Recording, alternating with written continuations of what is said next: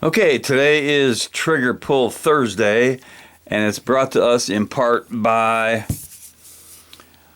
Mercedes-Benz all over body spray. If you can't buy a Mercedes, you can smell like one. And this is actually made in France, so it should smell French.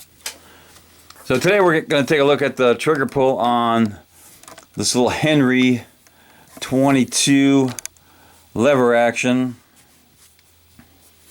And on this thing I have a BSA, and I think that is a it's a 2 to 7 scope. And it does have an adjustable objective. I think that's important.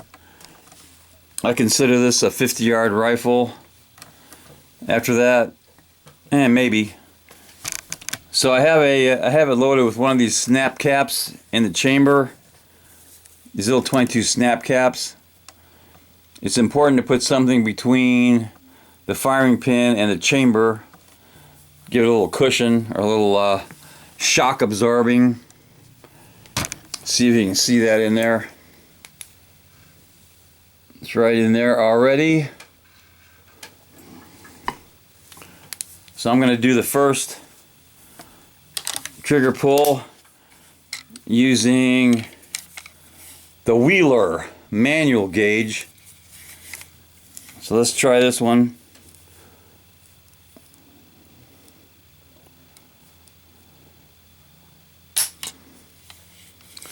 So this gave me a reading of just under 3 pounds. That's a pretty good trigger.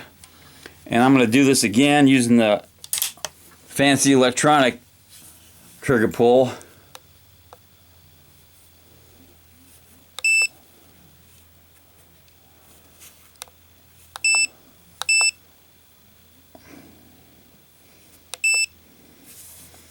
First we're going to do a trigger pull with this.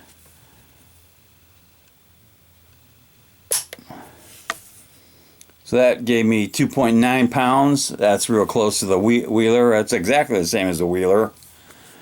And this time I'm going to do a trigger push, because this thing you can use in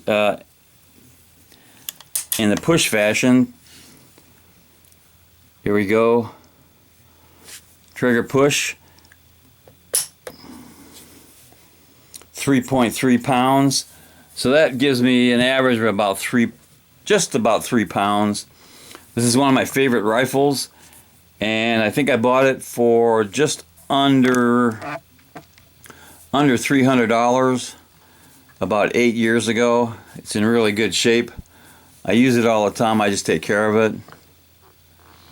And the Henry repeating arms is located in Bayonne, New Jersey.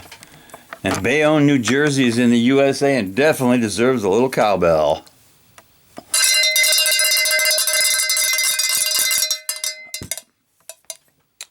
Knuckle bump.